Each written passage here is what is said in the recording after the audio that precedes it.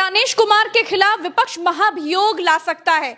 बहुत बड़ी खबर है इस वक्त की, और सबसे बड़ी बात कि ज्ञानेश कुमार भाजपा से ज्यादा भाजपा की भाषा बोलने लगे हैं और अब तो वो चुनाव आयोग से ज्यादा भारत के बहू बेटियों के ससुर बन गए हैं। तो क्या कुछ है पूरा मामला, सीधा भरत जी के पास चलते हैं और विस्तार से एक एक बात जानते हैं। भरत जी क्या कहेंगे? देखिए प्रज्ञा जी, आज जब सुबह 10:25 पर इंडिया गठबंधन इंडिया ब्लॉक की मीटिंग हुई तो उस मीटिंग में खड़गे की तरफ से ये प्रस्ताव रखा गया और इस बात को उठाया गया कि ज्ञानेश कुमार के खिलाफ या चुनाव आयोग के खिलाफ 2023 में क्या था, एक भारतीय जनता पार्टी ने एक नियम में बदलाव किया कि चुनाव आयोग के अधिकारी कुछ भी करें, कैसा भी करें, उनके खिलाफ इस देश के किसी भी थाने में कहीं पर भी कोई FIR, कोई शिकायत दर्ज नहीं कराई जा सकती है। तो उस वजह से इंडिया गठबंधन ने ये प्रस्ताव रखा और इस बात की चर्चा की कि ज्ञानेश कुमार के खिलाफ या चुनाव आयोग के खिलाफ संसद में महाभियोग चलाकर उनको अपने पद से हटाया जाना चाहिए। इस बात का प्रस्ताव रखा गया और संसद के भीतर इंडिया गठबंधन ये प्रस्ताव रख सकता है। इससे पहले जगदीप धनखड़ को हटाने का प्रस्ताव रखा गया था। राज्यसभा में ज्ञानेश कुमार को हटाने के लिए सिर्फ 50 सांसदों की साइन की हुई एक चिट्ठी चाहिए होती है अविश्वास प्रस्ताव लाने के लिए, और लोकसभा में 100 सांसदों की एक चिट्ठी चाहिए होती है और इसके बाद अविश्वास प्रस्ताव लाया जा सकता है। लेकिन इस संसद के मॉनसून सत्र में लाया जाएगा या कब लाया जाएगा, कैसे लाया जाएगा, वो देखने वाली बात होगी। दूसरी चीज प्रज्ञा जी, इस पूरे प्रकरण में चुनाव आयोग भारतीय जनता पार्टी की भाषा का, उनकी बोली का, उनके प्रवक्ता के तौर पर बोलते हुए नजर आ रहे हैं। इस देश के चुनाव आयोग को विपक्ष सड़क से लेकर संसद तक घेर रहा है। एक बड़ी छोटी सी बात आज प्रज्ञा जी संसद की मैं बताता हूं जो बहुत बड़ी है, बहुत बड़ी है। ये कहते हैं कि चुनाव आयोग इस देश का निष्पक्ष, स्वतंत्र और संवैधानिक, ये तीनों जुड़े हुए हैं इस चुनाव आयोग के साथ। निष्पक्ष, स्वतंत्र और संवैधानिक संस्था चुनाव आयोग है। लेकिन चुनाव आयोग को जब राहुल गांधी ने कहा चुनाव आयोग चोर है, वो भारतीय जनता पार्टी के लिए वोट चुराता है, तो चुनाव आयोग ने कहा कसम खाओ कि हम चोर हैं, कसम खा के कहो। तो राहुल गांधी ने कहा कि कसम क्यों खाएं, चोर तो हो ही हो, हलफनामा देने की क्या जरूरत है, आपका डाटा कह रहा है कि आप चोर हैं, ठीक है कोई बात नहीं। अखिलेश यादव ने कहा कि हाँ लीजिए जी, हम कसम खाते हैं, हम कसम खाए भी हैं इससे पहले, आपको हलफनामा भेजा है कसम खा कर कि आप चोर हैं। 18,000 वोट जो है कटवा दिए गए गलत तरीके से, आपने कोई एक्शन नहीं लिया। तो चुनाव आयोग ने कहा कि नहीं जी, क्या है कि वो जो कसम थी वो आपकी हम तक पहुंची नहीं, वो हलफनामा हम तक नहीं आया, हम नहीं जानते हलफनामा आपने हमको भेजा।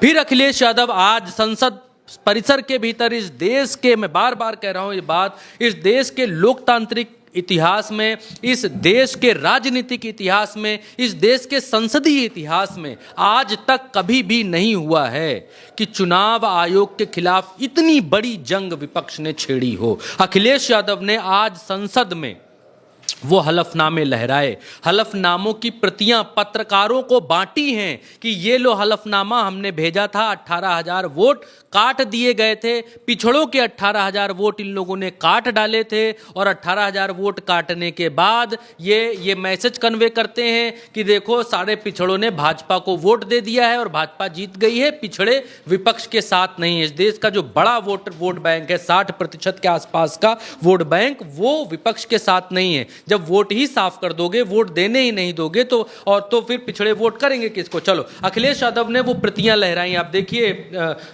विजुअल्स में, आप देखिए कि सब प्रतियां लहरा रहे हैं। ये वो हलफनामे हैं जो स्क्रीन पर आप इस समय देख रही हैं। सबके हाथों में हलफनामा है, सबके हाथ में स्टांप लगा हुआ ये पेपर है। यही वो कसम है कि मैं कसम खाकर कहता हूं कि आपने चोरी की है, गड़बड़ी हुई है, चोरी करवाई गई है। ये इसके भीतर मजमूम लिखा हो सकता है प्रज्ञा। लेकिन चुनाव आयोग इन हलफनामों को मान नहीं रहा है। चुनाव आयोग कह रहा है कि ये जो हलफनामे देने की बात कही गई है वो गलत है। नहीं, वो कह रहे हैं पहुंचा ही नहीं है, हमको नहीं मिला, हम नहीं जानते आपने दिया है कि नहीं दिया। अखिलेश यादव को सुनिए, आप देखिए। समाजवादी पार्टी ने 18,000 वोट जो बीजेपी के इशारे पे डिलीट किए गए थे, जो वोट लोग नहीं डाल पाए थे, विद एफिडेविट हम लोगों ने इलेक्शन कमीशन को दिया था। उसके बावजूद भी किसी भी आरोप पर, किसी भी BLO पर कोई कार्रवाई इलेक्शन कमीशन ने नहीं की। और अभी जो उपचुनाव हुआ था, जहां पर पुलिस खड़ी होकर के अपनी सर्विस रिवॉल्वर निकाल करके वोट रोक रही थी, और मैं आपसे कहता हूं कुंदरकी का आप CCTV रिकॉर्डिंग निकाल के लाइए, आपको पुलिस मिलेगी जो पुलिस वोट डाल रही है। क्योंकि अयोध्या में ये लोग हारे थे तो मिल्कीपुर हराना जरूरी था।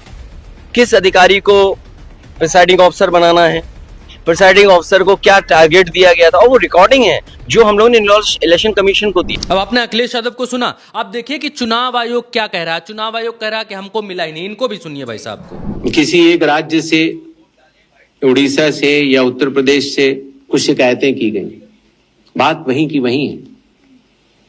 चुनाव हारने या जीतने के बाद जिस मतदाता सूची पर चुनाव हुआ उसके ऊपर बिना हलफनामा दिए, हलफनामा दिया गया ये बात ठीक नहीं है, बिना हलफनामा दिए, बिना ओथ दिए, सिर्फ एक पत्र लिखकर अगर हमारे बूथ लेवल ऑफिसर्स और एसडीएम्स और डीएम्स इनके कार्यशैली पर अगर कोई प्रश्न चिन्ह लगाता है तो ये गलत है। ठीक, इनको सुना, अखिलेश यादव बांट रहे हैं हलफनामा, लेकिन इनको भाई साहब को नहीं मिला।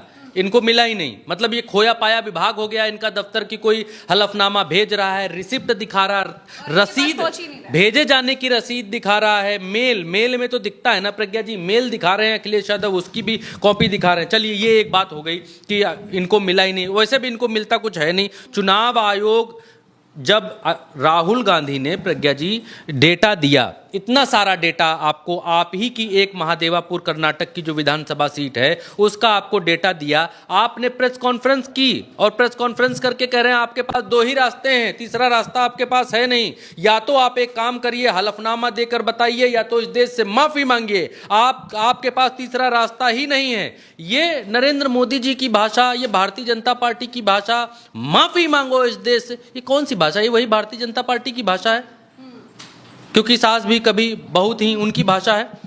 ये भाषा चुनाव आयोग, और चुनाव आयोग के जो ये सर्वे सर्वा हैं, इनकी तस्वीरें आप देखिए अमित शाह के साथ। ये देखिए, ये देखिए, ये देखिए, ये देखिए, अमित शाह के साथ इतनी लंबी पारी इन्होंने खेली है, अमित शाह के अंडर इतना काम किया है इन भाई साहब ने, तो भाषा इनसे उम्मीद और कोई क्या कर सकता है। और चुनाव आयोग में एक नियम और भारतीय जनता पार्टी ने बदला, ये बदला कि अब चुनाव आयोग के मुखिया को इस देश का प्रधानमंत्री ही नियुक्त करेगा। जो कमेटी थी उसमें इस देश के सुप्रीम कोर्ट को हटा दिया।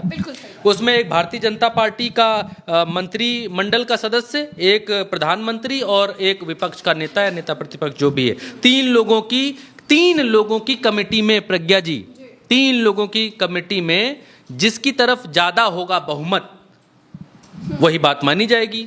देखिए फिर गिनाता हूं, एक प्रधानमंत्री, एक सरकार का मंत्री और एक विपक्ष का नेता। इनमें जो बहुमत से बात तय हो जाएगी वही माना जाएगा। तो बहुमत किसकी तरफ होगा? दर्शक ज्यादा समझदार हैं। अब राहुल गांधी क्या कहते हैं वो भी आप सुन लीजिए। राहुल गांधी बिहार में हैं और बिहार में वो इस बात को उठा रहे हैं, आप सुनिए। मैं उनसे पूछना चाहता हूं, आपने कानून बनाया, आपने सीसीटीवी का कानून बनाया, फिर आपने उस कानून को बदला क्यों? सरकार ने क्यों बदला? मैं एक और सवाल पूछना चाहता हूं, भाइयों और बहनों, आप जानते हो कि इलेक्शन कमिश्नर पर कोई भी केस नहीं किया जा सकता है। आप जानते हो कि हिंदुस्तान का कोई भी court, high court, supreme court उन पर केस नहीं कर सकता है। आप जानते हैं कानून कब बना? जानते हो 2023 में यह कानून बना। यह कानून 2023 में क्यों बना? क्योंकि नरेंद्र मोदी और अमित शाह ये चाहते हैं कि इलेक्शन कमीशन के खिलाफ कोई कार्रवाई नहीं कर पाए, क्योंकि इलेक्शन कमीशन उनकी मदद कर रहा है, उनके साथ वोट चोरी कर रहा है। और हमने इंडिया गठबंधन के बिहार के नेताओं ने मन बना लिया है कि बिहार में हम वोट चोरी नहीं होने देंगे। सवाल नहीं उठता, वोट चोरी नहीं होने देंगे। तो राहुल गांधी ने बहुत महत्वपूर्ण बात कही है भरत जी कि 2023 में इन्होंने नियम इसलिए बदल दिया ताकि चुनाव आयोग बिना डरे चोरी करता रहे और किसी को पता भी ना चले। प्रज्ञा जी, आप जिस तरीके की प्रेस कॉन्फ्रेंस चुनाव आयोग की तरफ से आ रही हैं, देखिए कोई कहता है कि भाई प्रज्ञा जी आपका लड़का चोर है, नहीं हंसने वाली बात नहीं है। कोई ये कहता है, कोई पड़ोसी आपकी शिकायत लेकर आता है कि प्रज्ञा जी आपका लड़का चोर है, दुकान में टॉफी चुरा रहा था, तो आप उससे कहेंगे हलफनामा दो, कसम खाओ कि ये चोर है, है ना। अगला कसम भी खा रहा, अगला कह रहा कि ये लो कसम खा ली। अगला अखिलेश यादव ने यहां तक कहा कि हमने इनको कॉल रिकॉर्डिंग भी भेजी थी, कॉल रिकॉर्डिंग भी भेजी थी। फिर भी चुनाव आयोग कह रहा कसम खाओ, कसम भी खा रहे तो कह रहे आपकी कसम हमको सुनाई नहीं दे रही, पहुंच नहीं रही वो यहाँ तक, दिक्कत है हमको सुनने में। प्रज्ञा जी एक चीज और है कि अब चुनाव आयोग राहुल गांधी एक चीज और डिमांड कर रहे हैं। तो अखिलेश यादव वाली बात हो गई, आज की बात हो गई, चुनाव अविश्वास प्रस्ताव वो उसकी बात हो गई, महाभियोग लाने की। अब राहुल गांधी एक चीज बार बार मांग रहे हैं। दिल्ली में संसद के भीतर अखिलेश यादव और विपक्ष डटा हुआ है, प्रदर्शन कर रहा है। बिहार में जहां पर SIR कर रहे हैं, सड़कों पर सैलाब आया हुआ है इस समय राहुल गांधी के साथ में, वो रैलियां कर रहे हैं, वोट अधिकार यात्रा कर रहे हैं और बार बार वो इस बात को कह रहे हैं कि जब भारतीय जनता पार्टी को आप इलेक्ट्रॉनिक डेटा दे सकते हैं, क्योंकि आपकी वजह से ही तो अनुराग ठाकुर ने प्रेस कॉन्फ्रेंस की होगी, 6 सीटों के बता दिए कि अखिलेश यादव बेईमानी से जीत गए, प्रियंका गांधी बेईमानी से जीत गई, फलानी इतनी बेईमानी जीती। उनको कैसे पता चला? क्या आपने उनको इलेक्ट्रॉनिक डेटा दिया है? या भारतीय जनता पार्टी में अनुराग ठाकुर जैसे बड़े ओहदे पर बैठे हुए लोग भी झूठ बोलते हैं क्या? दो ही कारण हो सकते हैं, चलिए वो भी छोड़ दीजिए। राहुल गांधी इस बात कहते हैं कि आप हमको इलेक्ट्रॉनिक डेटा दे दीजिए, CCTV दे दीजिए, तो हम देख लेंगे, जान जाएंगे। अखिलेश यादव ने कहा कि ये लोग तो पुलिस वालों से वोट डलवाते हैं, जो वहां ड्यूटी में खड़े होते हैं, वो ले दनादन दे दनादन ले दनादन। अखिलेश यादव ने यह भी कहा कि जो डेटा की मांग हम लोग कर रहे हैं, अगर आप वो डेटा हमें दे दे तो फिर हम और भी खुलासे कर देंगे। यही डर चुनाव आयोग को लग रहा है, मे बी प्रज्ञा जी, यही सबसे बड़ा डर है कि अगर इलेक्ट्रॉनिक डेटा दे दिया, अगर CCTV दे दी। CCTV के बारे में क्या कहा ज्ञानेश कुमार ने, पहले वो सुनिए फिर आगे बात करते हैं। क्या अपनी माताओं, बहुओं, बेटियों सहित किसी भी मतदाता की CCTV वीडियो चुनाव आयोग को साझा करनी चाहिए क्या? तो देखिए प्रज्ञा जी, ज्ञानेश कुमार ना हो गए, फूफा हो गए, ससुर हो गए इस देश के, बोल रहे हैं बहू बहन बेटियां इस देश की वोट करने जाती हैं, इसीलिए हम उनका CCTV फुटेज नहीं दे सकते हैं। यही लोग मुस्लिम महिलाओं का बुर्का उठा उठा कर दिखवाते हैं कि इसके भीतर जो है रजिया बानो है, कि इसके भीतर जो है वो रजा मियाँ है, कौन है इसके भीतर, ऐसे बुर्का उठा उठा कर चेक करते हैं। और यही लोग इस देश में महिलाओं के लिए नारी वंदन अधिनियम, फलाना अधिनियम, नारी आगे जाएगी, चांद पर जाएगी, और ये CCTV देने से डर रहे हैं कि मिसयूज हो जाएगा। अरे भाई, अगर मिसयूज होने का डर आपको लग रहा है प्रज्ञा जी, तो फिर आप उस पर वाटर मार्क मार के दीजिए ना। आप वाटर मार्क मारिए कि ये डेटा हम कांग्रेस को दे रहे हैं, 10 वाटर मार्क लगाइए उसमें फुटेज के अंदर। बात ये है कि इनको देना ही नहीं है। अगर वो डेटा लीक होता है, आप ये क्लॉज रखिए कि डेटा तो हम आपको दे रहे हैं, लेकिन ये CCTV फुटेज अगर लीक हुई, ट्विटर पर आई, सोशल मीडिया पर आई, किसी अन्य व्यक्ति ने देखी, तो हम आपकी पार्टी का लाइसेंस खत्म कर देंगे। आप जिंदगी भर चुनाव आपकी पार्टी से कोई लड़ नहीं पाएगा, ये सजा देंगे। हम इतने ईमानदार हैं। कहे चुनाव आयोग इस बात को? नहीं कह पा रहा चुनाव आयोग इस बात को। चुनाव आयोग कह रहा है रीजन देखिए, कॉमेडी सर्कस चल रहा है शनिवार वाला कपिल शर्मा का नेटफ्लिक्स पर। क्या कह रहे हैं? कह रहे हैं कि इस देश की बहन बेटियां बहुएं सब वोट करने जाती हैं, इसलिए हम आपको CCTV नहीं दे सकते। आप वोटर लिस्ट दे सकते हैं, बहन बहू बेटियों का मुंह चेहरा उसमें नहीं लगा है, वहां नहीं लोग देखे ले रहे हैं बहन बहू बेटियों को। वोट डालने जा रही है तो बहन बहू बेटियों को देख रहे हैं। बड़े बचकाने तर्क देते हुए ये तर्क है ना, हो गए ज्ञानेश कुमार। कौन है ज्ञानेश कुमार? ससुर हैं, फूफा हैं, देवर हैं, नंद हैं, भौजाई हैं, कौन है ज्ञानेश कुमार? इस देश की बहन बहू बेटियां भी इस देश की नागरिक हैं प्रज्ञा जी, और उनको कोई देख नहीं सकता है। ये लॉजिक है, इसलिए हम आपको डेटा नहीं दे पाएंगे, क्योंकि बहन बहू बेटियां देख ली जाएंगी। अच्छा, एक बात और ज्ञानेश कुमार ने कही है कि जो डेटा राहुल गांधी ने दिखाया, हालांकि राहुल गांधी का नाम नहीं लिया, लेकिन वो उन्होंने कहा है कि जो PPT करके जो दिखाई गई है चीजें, जो सबूत बताए हैं, वो फेक है, वो गलत है, वो झूठ है। तो इस पर क्या कहेंगे? कैसे चुनाव आयोग का अपना डेटा फेक वो बता रहे हैं? चुनाव आयोग के पास तो सब कुछ है।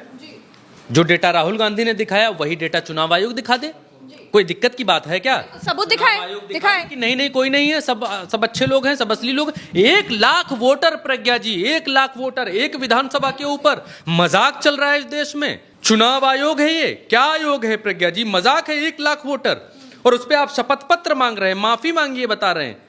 आपने प्रेस कॉन्फ्रेंस की, आपको तो वोटर लिस्ट सामने रख देनी चाहिए कि ये रही डिजिटल वोटर लिस्ट, इस देश के एक एक नागरिक, ये लो देखो महादेवापुरा की वोटर लिस्ट, चेक करके बताओ कितना ये वोटर फर्जी है, जाओ सब लोग जाओ, घर घर जाओ, पता करो।